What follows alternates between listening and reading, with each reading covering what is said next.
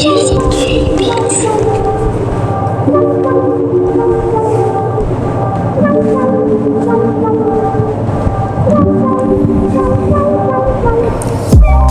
pilit pinitikit, sinusulat ang bawat detalye.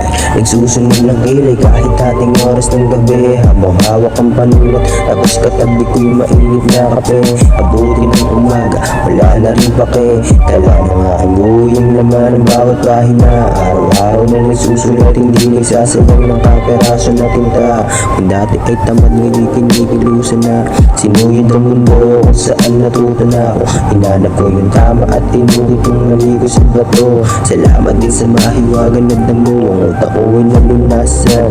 Pangakang din na babalik ito sa nakaraan. Ikaw ang patunay na may kulay sa halaman. Pagising sa umaga, parang walang nagbago. Ganun pa rin ang tema. Ayoko sa tao, sanay mapag-isa. Gusto tahimik ka payapa, nakaupo sa tabi. Palihim na nagpapam habang nakangiti. Unti-unting bumabagsak ang aking talukap. Kapag kasama ka, para bang nasa alapa.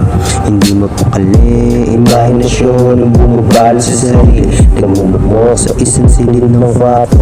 Nag-iisip-isip na kung anong mabubuo. Teka, asan na nga ba ako? Di na alam kung saan ito patungo. Tanging alam ko lang, masaya ako sa ginagawa ko. Di na lang papansinin ang sinasabi ng iba. Wala na akong pake sa kanila. Tatawanan ko na lang sila sa isip at sa salita. Kontento na ako sa aking ginagawa.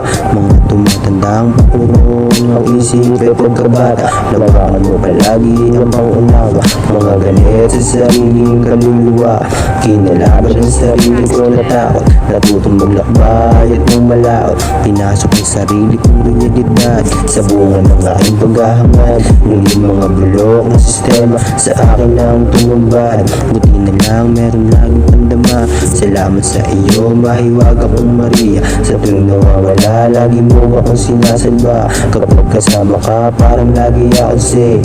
Umiiwas lang sa puso, ayoko din sa hate. Kapag kasama ka, parang lagi akong safe. Umiiwas lang sa puso, ayoko din sa hate.